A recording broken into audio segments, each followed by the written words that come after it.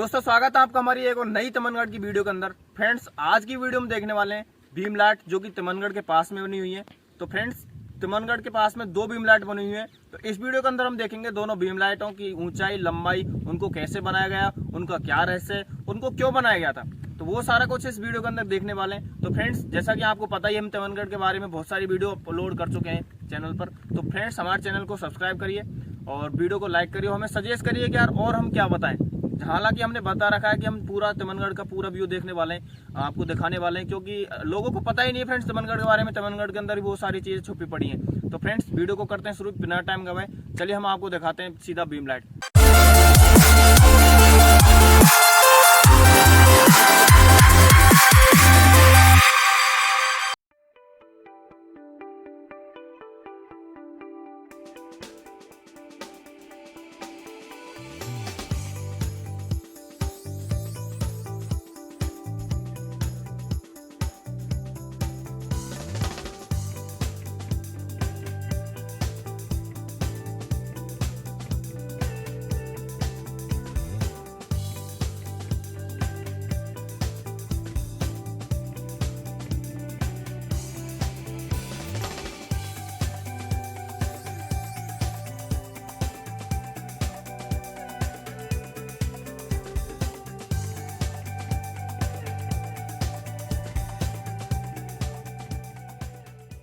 तो फ्रेंड्स आप देख सकते हैं मेरे पीछे ये है वो भीमलाट।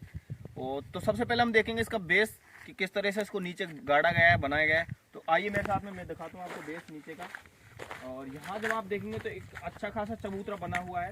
अभी भी कुछ लोगों ने पत्थर वत्थर इधर उधर कर दिया, बाकी अभी ठीक ठाक बना हुआ है। आप देख सकते हैं ये एक चबूतरा है, पूरी तरह से अच्छा सा बना हुआ है यहाँ।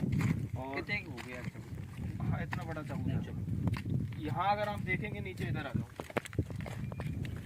यहाँ जब आप देखेंगे तो नीचे का बेस काफ़ी चौड़ा है। तो ये खूब गहरा होगा नीचे, जो कि काफ़ी बड़ा पत्थर है, तो नीचे गड़ रहा होगा तभी ये टिका हुआ है। ऊंचाई की बात करें तो लगभग फ्रेंड्स 20 से 25 फीट की ऊंचाई है। 20-25 फीट ये, और नीचे भी कम से कम 10 फीट तो नीचे होगा, यानी कि टोटल 30-35 फीट का ये भीमलाट है। तो बहुत बड़ा भीमलाट है यार। इतना बड़ा पत्थर लाया कैसे होगा, कहाँ से इसको निकाला गया, ला के इसको खड़ा कैसे किया गया होगा। और हाइट इसकी मोटाई की बात करें तो काफ़ी मोटा, मेरे दोनों हाथों में आ रहा है। नीचे जब आप देखेंगे तो नीचे एक अलग सा शेप बना हुआ है, बेस बनी हुई है, मूर्ति बनी हुई है। और इसके दोनों कंधों पर एक डंडा ले रखा है और इसमें बांध रखा है कुछ, जैसे श्रवण कुमार अपने मम्मी पापा को लेके गए थे उसी प्रकार से एक मूर्ति बनी हुई है। कुछ लटका रखा है इन्होंने, शायद कोई बोरा जैसा कुछ लटका हुआ है। तो ये कुछ साइन होगा उस समय का, कुछ प्रतीक होगा, पता नहीं है इसका क्या रहस्य है। और ये है फ्रेंड्स वो भीमलाट जो काफ़ी ऊंची है, काफ़ी मोटाई है इसकी। तो फ्रेंड्स इसी के पास में एक और छोटा सा एक खंभा गड़ा हुआ है, पत्थर का ही बना हुआ है। तो उसके ऊपर कुछ शिलालेख लिखे हुए हैं, उनको बताने वाले हैं। यहाँ जब आप देखेंगे तो एक मेरे बराबर का, यानी मेरे से छोटा ही है, तो इतना बड़ा एक खंभा गड़ा हुआ है। और यहाँ एक अलग से कट दे रखा है। कट के अंदर जब आप देखेंगे तो एक शिवलिंग बनी हुई है। और दोनों, एक साइड आदमी बैठा हुआ है और एक साइड में आदमी खड़ा हुआ है। तो ये पता नहीं कोई संधि का प्रतीक है या फिर कोई पूजा कर रहे हैं उसका प्रतीक है, तो पता नहीं किसका रहस्य है इसमें। नीचे जब आप देखेंगे तो एक शिलालेख लिखा हुआ है। मैं आपको कुछ पढ़ के बताता हूँ, जैसे संवत नंबर 2 स्विचिदीने संवत में, यानी कि कुछ पता नहीं किस लिपि में लिखा हुआ, समझ में नहीं आ रहा फ्रेंड्स।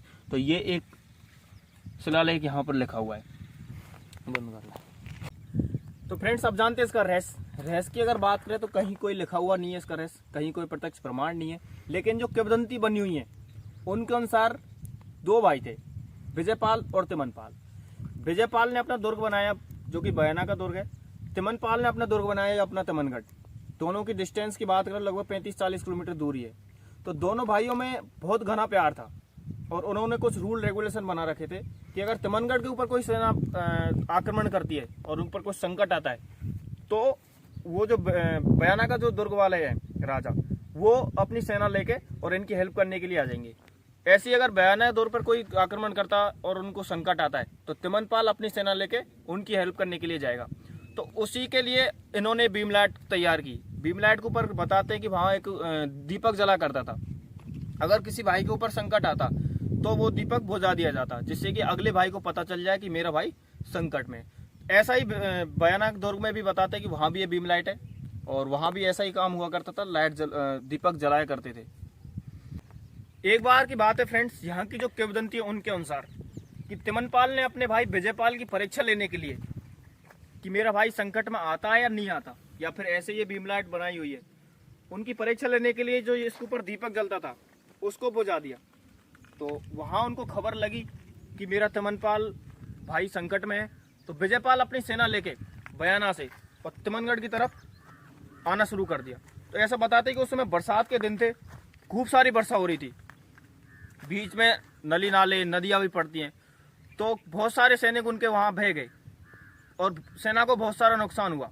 तो यहाँ के जब विजयपाल ने देखा भाई क्या संकट है, क्या दिक्कत है आपको, क्यों ये दीपक बुझाया, तो भाई ने बोला मैं तो आपकी परीक्षा ले रहा था, यहाँ कोई संकट नहीं है। तो विजयपाल ने बोला कि आप मेरी परीक्षा लेने के लिए ये सब किया, आपको पता है मेरा कितना बड़ा नुकसान हुआ है, आपको पता है मेरी कितनी बड़ी सेना का नुकसान हुआ, कितने लोग बह गए, मरे बेचारे, आपने मेरे साथ में बहुत बड़ा अन्याय किया है। विजयपाल ने बोला कि आपने मेरे साथ में बहुत बड़ी गद्दारी की है, आपको ये सब नहीं करना चाहिए था, आपको विश्वास नहीं मेरे ऊपर कि आपका भाई और आपको हेल्प करने के लिए नहीं आएगा। तो इस प्रकार से तिमनपाल ने उनके साथ में गद्दारी की, ऐसा बताते हैं लोग, यहाँ कोई प्रत्यक्ष प्रमाण नहीं है। तो फ्रेंड्स ये है इसका रहस्य। और ऊपर जब आप देखेंगे तो वहाँ एक छोटी सी जगह बनी हुई है जहाँ पर दीपक जला करता था उस समय। यहाँ पर दो बीम लाइट है, एक तो ये है जो कि तिमनगढ़ के जो सूरजपुर है उसके नीचे बनी हुई है, ये जो परकोटा आपको दिख रहा है इसी के पास में बनी हुई है। तो फ्रेंड्स इन बीम लाइटों को विजय स्तंभ भी बोला जाता है। हो सकता है कि राजा कहीं से युद्ध जीत के आए होंगे और जीत की खुशी में, जीत की उपलब्धि में ये दो बीम लाइट बनाई गई होंगी। तो फ्रेंड्स ये आइडिया है, हो सकता है कि इसीलिए बनाई हो या फिर और कोई कारण हो सकता है। एक दूसरी जो बीम लाइट है वो जो नटनी का बेना है वहाँ पर बनी हुई है। तो फ्रेंड्स अब हम आपको दिखाते हैं वहाँ जाके वो कैसी बनी हुई है, क्या ऐसी है, उसका क्या रहस्य है। चलिए हम लेके चलते हैं आपको वहीं और आपको दिखाते हैं वो बीम लाइट, आइए मेरे साथ।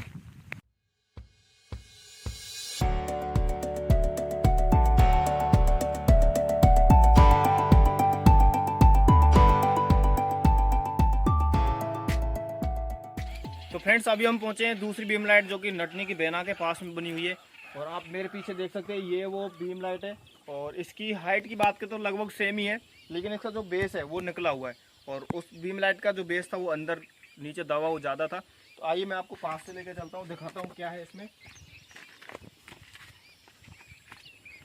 तो फ्रेंड्स इसकी मोटाई की बात करें तो लगभग सेम ही मोटाई है, ज़्यादा कोई फ़र्क नहीं है, लगभग सेम इसकी मोटाई है। और नीचे इसका बेस है जो काफ़ी बड़ा दिख रहा है और लगभग 4 फीट का बेस इसका निकल रहा है, 3.5-4 फीट का बेस इसका निकला हुआ है और नीचे भी बहुत सारा गड़ा हुआ तब ये रुकी हुई है। तो वही हाइट तो लगभग सेम ही है। और इसकी बात करें तो इसके ऊपर मेरे को लग नहीं रहा कि जो दीपक रखने की जो जगह थी वो कहीं इसमें दिखाई दे नहीं रही है, तो हो सकता है ये किसी और पर्पज़ के लिए बनाई गई हो। तो गाइस आपको दिख रहा होगा ऊपर जो बीम लाइट है उसके ऊपर एक मूर्ति बनी हुई है और ऐसी लगती है कोई देवी माँ की कोई मूर्ति बनी हो शायद, तो हो सकता है उनके लिए यहाँ पर दीपक जलाया जाता होगा। तो I am not sure that is right.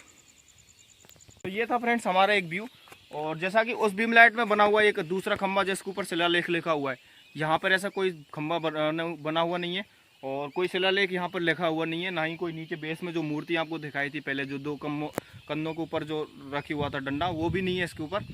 और ये था हमारा एक बीम लाइट का व्यू पूरा। आप बहुत सारे लोग कह रहे थे कि बीम लाइट की वीडियो बनाओ, तो फ्रेंड्स ये रही हमारी बीम लाइट की वीडियो। तो फ्रेंड्स हमने जो तिमनगढ़ के पास में जो 2 भीम लाइट बनी हुई हैं और हमने आपको उसका पूरा वीडियो दिखाया था दोनों भीम लाइटों का, और उसके जो कहानी थी, जो किंवदंती थी, उसको भी हमने आपको बताया था। फ्रेंड्स जो यहाँ की किंवदंती उनके अनुसार हमने आपको इतिहास बता दिया, लेकिन हमारा अगर अपना ओपिनियन बताएं तो मेरे अनुसार जो ये बीम लाइट बनी हो किसी और पर्पज से बनी होगी, क्योंकि जब आप देखेंगे बीम लाइट जो काफ़ी नीचे है, काफ़ी नीची गहराई नीची में बनी हुई है, और तिमनगढ़ के ऊपर अगर बनी होती तो वो सारी बात हो सकती कि इसके ऊपर दीपक जलता हो और वहाँ जो बयाना का जो दुर्ग है वहाँ से वो दिखाई देती हो, लेकिन यहाँ से मेरे को लगता नहीं है कि दिखाई देती होगी। हो सकता है कि यहाँ से दूसरी जगह कोई एक सैनिकों का अड्डा होता होगा, वहाँ से वो दिखाई देती होगी, फिर उस जगह से दूसरी जगह कोई सैनिकों का अड्डा होता होगा, उससे फिर बयाना का दुर्ग दिखाई देता, ऐसा कोई कनेक्शन में भी हो सकता है, लेकिन मेरे को लगता नहीं है कि इस पर्पज से बनाई गई हो। और मेरे अनुसार हो सकती कोई ये देवी देवताओं का जो स्थान हो यहाँ, कोई देवी देवताओं के लिए दीपक जलाने का जो होती है वो हो सकता है मे बी। तो ये था हमारा एक ओवरव्यू ऑफ बीम लाइट। तो फ्रेंड्स इस वीडियो में बस इतना ही। हमें सजेस्ट करिए और किसकी वीडियो में आपको तिमनगढ़ के बारे में बताएं। तो मिलते हैं नेक्स्ट वीडियो में, तब तक के लिए जय हिंद, जय भारत। जय भारत।